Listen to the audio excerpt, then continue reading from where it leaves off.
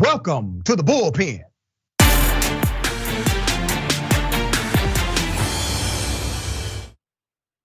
He's back in the Bullpen. Today we have Mr. Grayson Quay, weekend editor at The Week and columnist at Spectator World.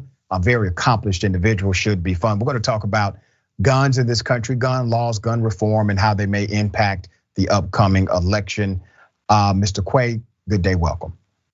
Thanks for having me back, Dr. Ritchie. It's good to be here. Absolutely, man. Good to have you back. I don't want to presume what you know or believe about the gun debate in this nation. So if you would, give us your sentiment and I will then opine. Well, obviously I was horrified by what we saw. And I think that maybe this time we can be a little less confrontational than last time, because I like to consider myself pretty reasonable on this issue. I'm not necessarily allergic to expanding gun control somewhat in this country. I think it's just a question of what's ultimately going to be the most effective way of addressing the problem and what our expectations should be about what we can actually accomplish. Okay, I think that's a reasonable start to an answer, but it does not provide an answer. So if you would, dear brother, give us what you would actually promote, embrace, and endorse as a common sense gun reform platform. Well, most gun purchases are already subject to background checks. I'd be fine with expanding those further in some way. I'd be fine with some version of a red flag law, although obviously anything that happens where they can take away someone's guns without a court proceeding makes me a little nervous. So I'd want that to be hedged in such a way. And then I'm honestly not necessarily even allergic to the idea of having some kind of an assault weapons ban put in place for, I don't know, 10 years or so, like we did back in the 90s into the early 2000s. I just think the question is, I think there's a lot of kind of utopian thinking on this issue where it's like, well, okay, if there were no guns in this country, what would it look like? And that's just not a realistic starting point. I think we need to start from the point that we are by far the most heavily armed country in the world. That restricting the sale of new guns, whether it's assault weapons or high capacity magazines or something else, isn't going to put an end to these mass shootings. I think even if we were to ban high capacity magazines and ban assault weapons, we would still have mass shootings at a rate far higher than we see in other countries. So let me go ahead and go down this rabbit hole. You are right, people will still kill people even if you ban particular guns. But you would not argue we need to make murder legal because people will still murder people. Certainly not. Okay, correct. So follow me on this. When you say no guns in this country, that is a non-starter.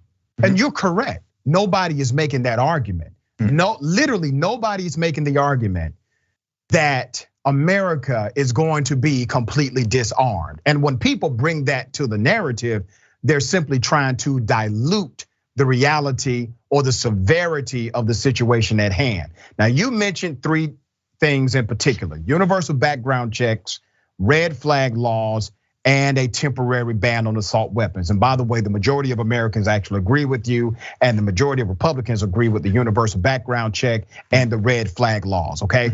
But there's a disconnect between the elite executives at the NRA, the gun manufacturers, and the Republicans who have decided to oppose it. But let me add something to the equation that actually would have stopped the mass killing in Texas.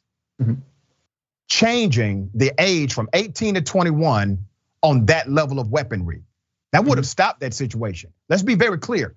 If Texas had a law that said you have to be 21 to get this level of weaponry in this state, like other states do, if they had that law, then this mass shooting would not have happened under the same circumstances. Am I correct or incorrect on that? You are correct, and I think I agree. Okay. And I agree with you on that one. I'd be totally fine with raising the age there to 21, and kind of leaving 18 as the age for something like a bolt action rifle, perhaps.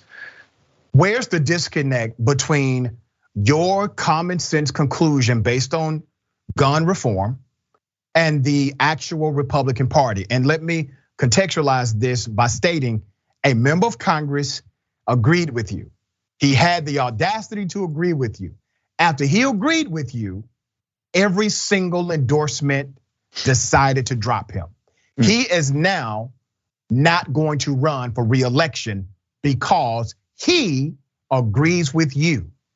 Yeah, well, I think it's a red meat issue for the base in a lot of ways, and I think the NRA really punches in many ways above its weight. And Mr. Quay, I'm going to ask you a question about why America? Why is it only happening in America? And let me provide this context for you. We're 20 plus weeks, I think 22 weeks into the new year, all right?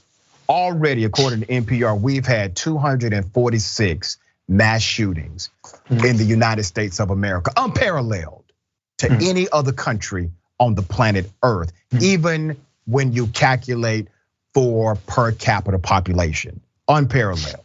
Let's look at the numbers. America makes up 4.4% of the global population, but it accounts for well over 40% of all the guns on the entire planet. All right, from 1966 until modern era, over 30% of all gunmen and mass shootings worldwide are right here in the United States of America. And I know some people would like to push back and say, well, this is about mental health. This is about, well, no, that's not accurate, because that would mean that America has a higher mental health issue in their population than any of these other countries. And the actual opposite is true. Now, our mental health capacities are not perfect, and I advocate for them to be better. But in comparison to other nations, they are not abnormally higher. They're lower compared to other nations based on the stats. And another study was done, I think University of Alabama, but another study that showed under 5% of fatal shootings in the country are actually connected to a mental health dynamic. So what's the problem? Why is this happening in America exclusively at this level? Well, I mean, part of it is what you said. I don't have any problem admitting that part of it is the fact that we're an incredibly highly armed society by worldwide standards. That's right. At the same time, we've had times in American history where firearms were much more available, with much fewer restrictions. And we didn't see mass shootings and school shootings at nearly the rate that we do now. School shootings are virtually unheard of in American history up until the 1970s. And then there's one maybe every few years. And then ever since Columbine especially, it's just been one right after the other, it seems like. So there is an element, I think, of whatever you want to call it, a social contagion or a spiritual sickness. It's something more than just the guns, I think, but I'm not gonna say it has nothing to do with the guns. All right, so I appreciate you at least nodding to the fact that it has something to do with the reality of how many guns we have. Let me push back on your narrative about there was a time where people had more access to guns. That's somewhat true, but it's not the entire story. The era that you're really referring to, you're talking about low capacity weapons. These weapons did not have the capacity to commit the carnage that's being committed today. Sure, but it's not the case that people were going in and shooting 2 classmates with a bolt action rifle instead of 40 with an AR-15. They just weren't shooting any of their classmates. So where do you think it comes from? Like I said, I think there's a spiritual sickness here, and I think there's something to do with imitation, perhaps. You really see them kind of building off of each other and feeding off of itself in some way. It's all right. It's hard to put your finger on, I think. Do you think it has anything to do it's the guns. With parents teaching their children that they are being replaced by blacks, browns, and Jews? Do you think it comes from that at all? Do you think that's part of some of the makeup here? I don't think so necessarily. Not I think at all. I think that you see people of a variety of backgrounds and political beliefs shooting up schools, including that one. Yes.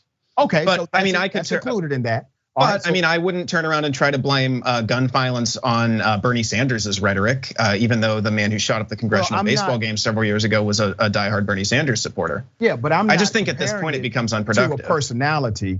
Yeah. I'm comparing it to political ideologies that coexist, but they don't. They coexist, but they repel each other. Let me give you another example. Well, then what about the New York City subway shooter who was a black nationalist, or the man who ran down that Christmas parade in Wisconsin? And listen, I agree with you wholeheartedly, so I'm going to get into that as well. These political ideologies, they coexist, but they repel each other. Now, if you go to the guy who was on the subway, well, he did have an actual history of mental health disorder, but he was called a terrorist immediately. And I think his actions were 100% evil against those that he decided to injure. And it is worthy to note that he was 100% for Donald Trump, according to the rhetoric of his own writing. But you don't think this culture has become much more divisive, much more aggressive against the common person, against just common humanity? Differences are no longer celebrated, no longer tolerated in America. We're saying things that we really can't take back. Once you say things like somebody needs to die, you can't take those things back. You have devalued their entire humanity. But that's the rhetoric you hear primarily from the movements on the right. You don't think that has issue here? I agree with you that we're in a dark place as a society, but the more that people acknowledge that, the less willing they're gonna be to give up their guns, not more willing. Well, that's why you have laws and policy. All right, they're telling me it's time to wrap up. All right, I wanna bring you back. We got another show coming up. I was having fun, Dr. Richey. All right, I know, man. I know. We'll bring you back though. Quay, always good to have you. Thank you for having me. Absolutely.